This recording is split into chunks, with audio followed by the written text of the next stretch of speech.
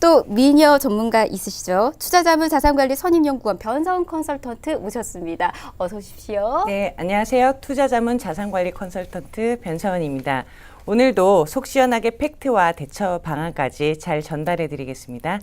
네, 오늘도 두 분과 함께 좋은 정보들 얻어가 보도록 하겠습니다. 방 종류가 굉장히 많더라고요. 저는 주택 딱 하나라고 생각을 했었는데 종류가 생각보다 참 많이 있었는데 어떤 것들이 있는지도 좀 살펴보는 게 좋을 것 같아요. 변서은 전문가님, 종류에 대해서 이야기 좀 해주실까요?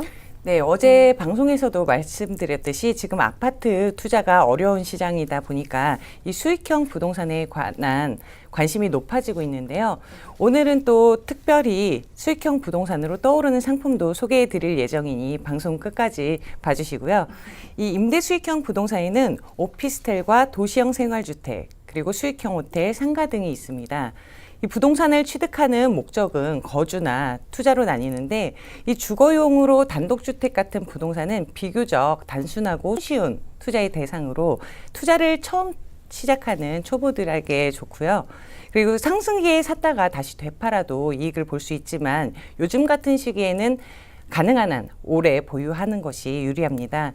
그리고 투자용으로는 상가나 오피스 빌딩이 있죠. 이 투자용 부동산은 상권이나 입지를 잘 확인하셔야 하는데 뒤에 좀 더 자세히 얘기를 나눌 거고, 그 다음으로는 공장이나 창고 같은 상업용 건물이 있습니다.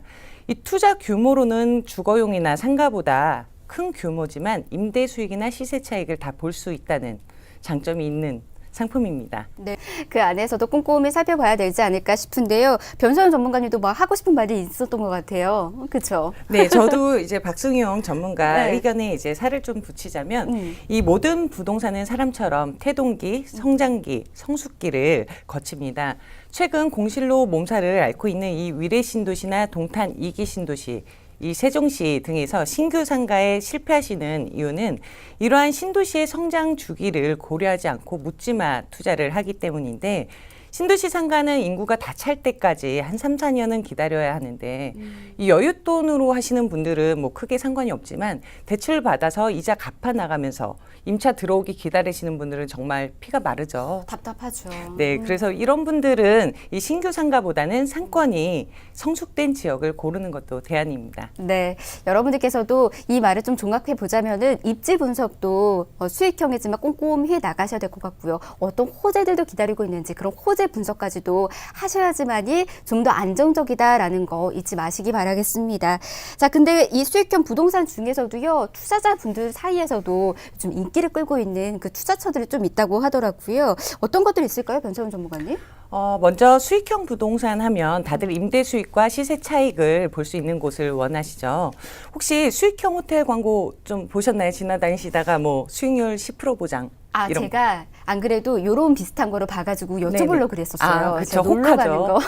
거. 놀러 가는 걸 좀 좋아해가지고 네. 자주 이렇게 놀러 가면서 호텔처럼 보이는 곳에 이렇게 크게 현수 막 붙여져 있는 걸 봤었거든요. 네, 맞아요. 그게 비슷한 이야기인가요? 네, 맞습니다. 그게 이제 수익형 호텔인데 네. 이런 수익형 호텔은 최근 이제 외국인 관광객들이 급증하면서 3, 4년간 새롭게 부각된 부동산 상품입니다. 근데 광고대로 수익이 난다면 정말 이만한 투자 상품이 없겠죠. 감사하죠.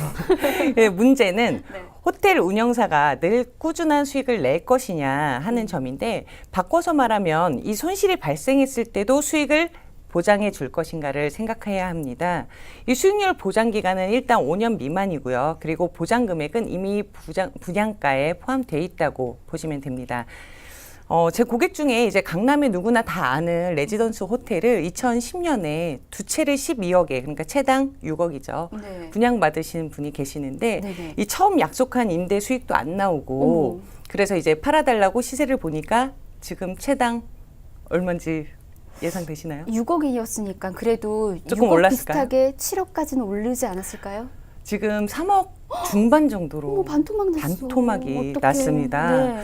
그래서 이 요즘에는 역세권 소형 아파트라던가 학교나 직장가의 오피스텔, 아니면 이제 상권이 이미 형성된 곳에 월세가 잘 나오는 상가가 인기 있는 투자처입니다.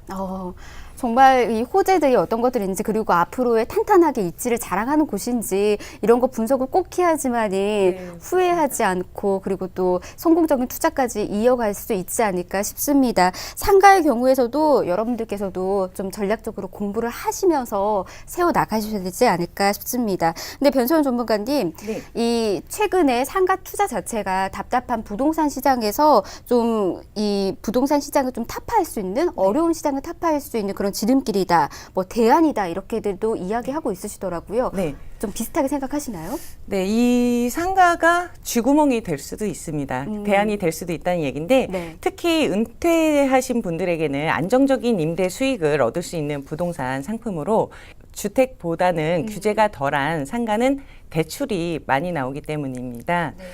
이 앞서 투자 시 주의사항에서 얘기 드렸듯이 입지와 상권 분석을 잘 하셔서 이미 형성된 곳으로 잘 따져보시고 들어가야 되고요. 입지 여건이 좋은 곳에서는 투자자가 수천만 원의 웃돈을 챙기고 이 쏠쏠한 임대 수익도 올리기도 하지만 이 웃돈을 주고 상가 분양권을 매입하는 것은 절대 금물입니다. 네, 고정적인 수입을 원하는 은퇴자에게는 다달이 임대 수익이 들어오니 좋은 투자처지만 이 상가는 시세 차익은 그다지 크진 않아요. 맞아요. 네, 그래서 시세 차익을 바라는 젊은 사람들에게는 추천하지 않습니다. 조금 더 이제 살펴보시고 네. 시세 차익을 보실 수 있는 이제 투자처들도 있으니까 그렇죠. 그런 쪽으로도 전략 세워 나가셔야 된다라는 거. 네, 자 진실 혹은 거짓 통계에서 지층 점포는 미운 오리 새끼 아닐 수 있다. 그리고 선호하는 사람도 많다라는 건데 저는 변소연 전문가님한테도 궁금해요. 지층 점포에 대해서 어떻게 생각하세요? 저는 개인적으로 지층에 있는 점포를 자주 갑니다. 아니 전혀 그렇지 않게 지금 보이시는데. 아니 뭐 분위기 좋은 이제 바라거나 역시. 네, 꼭 뭐 지하라 뭐 지층 점포라 그래서 저희가 꼭 뭐 피하거나 뭐 그럴 필요는 없을 것 같아요. 네. 임차인, 임대인 모두 다 우리 이제 변소연 전문가님 같은 분들만 오시면 얼마나 좋을까요, 그죠? 알짜 상가 고르는 요령에 대해서도 궁금하신 분들 좀 있으실 것 같은데 변소연 전문가님, 알짜 상가 고르는 요령들 있을까요? 네, 우선 포인트는 이 상가는 아파트 투자 방식이 다릅니다. 상가도 아파트처럼 강남권으로만 선호하시는 분들이 많은데 대치동 학원가 사거리 코너에 1층 15평 상가는 보증금 4천에 월세 270에 나와 있고요. 전주 한옥마을 중심인 태조로 1층 상가는 20평인데 보증금 3억 5천에 월 1,500만 원입니다.